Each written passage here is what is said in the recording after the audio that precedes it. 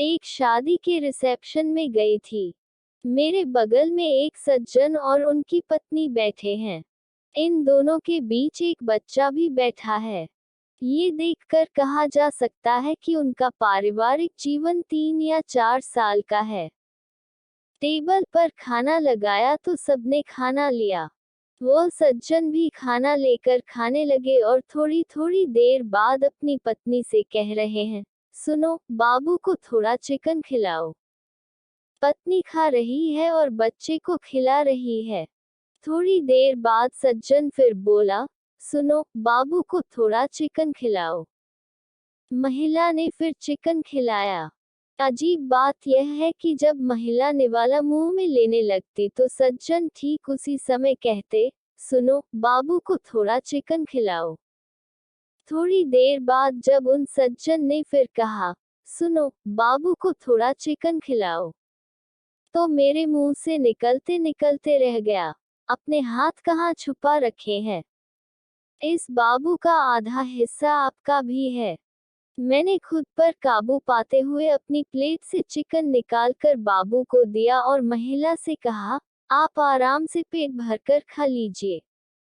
मुझे इसकी परवाह नहीं कि मेरे आसपास के लोग मेरे इस काम के बारे में क्या सोचते हैं। मेरी माँ और छोटा भाई मेरे बगल में बैठे थे। इन दोनों ने मेरे हरकत से मेरी ओर ऐसे देखा जैसे वे मुझे जानते ही न हों।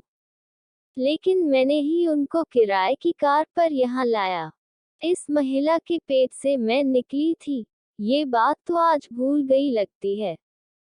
मैं आराम से चिकन की हड्डी चबा रही हूँ। सज्जन ने चुपचाप अपना भोजन समाप्त किया।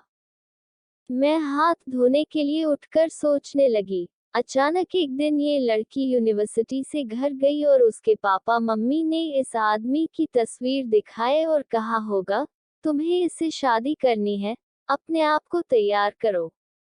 और नहीं तो प्रेमी था। शादी जब हो गई, अब कहाँ जाएगी? महाशय, ऐसा भी प्रेमी हो सकता है, लेकिन प्रेमी को ऐसा तो नहीं होना चाहिए, वरना संपर्क में परवाह क्यों नहीं रहता। बात ऐसी होनी थी, तुम खाओ, मैं बाबू को संभालता हूँ, या मैं खा लूं, तुम बाबू को संभालो।